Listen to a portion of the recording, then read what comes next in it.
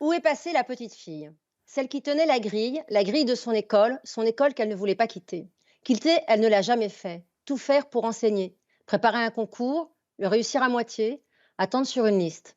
Être enfin appelée sur un poste à l'année, sans être formée. Peu importe, la petite fille touche son rêve. École difficile, mais énergie décuplée. Un an de terrain et voilà la formation tant espérée. Déception de ce qui est proposé. Pas assez de concret. L'essentiel a beaucoup manqué. Poste définitif. Rêve devenu enfin réalité. La petite fille va bientôt déchanter. Réseau d'éducation prioritaire. Élèves en difficulté. Violent, mais surtout souffrant. Les illusions commencent à tomber. L'impression de faire classe. En tirant de toutes ses forces pour les faire avancer. En lançant des bouées que certains ne pourront jamais attraper. En écoutant des récits de vie parfois déjà brisés. En ne voyant pas toujours ce qui aurait dû nous alerter. En se confrontant à la violence chaque journée. En enseignant un peu, en sanctionnant parfois, en éduquant surtout. La petite fille est fatiguée. Un jour, ce lieu laïquement sacré est saccagé. Ce n'est que de la peinture, mais de la peinture d'injures. Les gendarmes se sont déplacés. Les élèves sont en train de pleurer.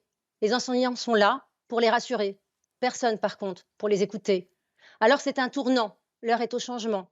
Changer d'école pour commencer à espérer. Les désillusions vont continuer. Climat de classe plus apaisé, impression d'enseigner de nouveau et de pouvoir aider. Mais l'impression est de courte durée. Les moyens sont toujours insuffisants, les collègues pas toujours bienveillants, les parents souvent condescendants, parfois oppressants, le soutien toujours absent, le travail jamais considéré, voire ignoré complètement, et évidemment les sempiternels jugements. Des réformes tous les 4 matins, du rythme scolaire au pacte d'argent, on ne consulte pas, on n'entend pas, on ne voit pas. Parle si tu l'oses. Toutes les illusions ont disparu. Il n'y a plus que la réalité crue. 17 ans de métier à 10 jours de la rentrée. L'énergie s'est vidée, l'envie s'est volatilisée, la motivation s'est éclipsée. La foi en l'école de la République, celle de l'égalité, celle de tous les possibles, celle de l'espoir n'est plus. Elle a disparu comme la petite fille en moi qui y avait cru.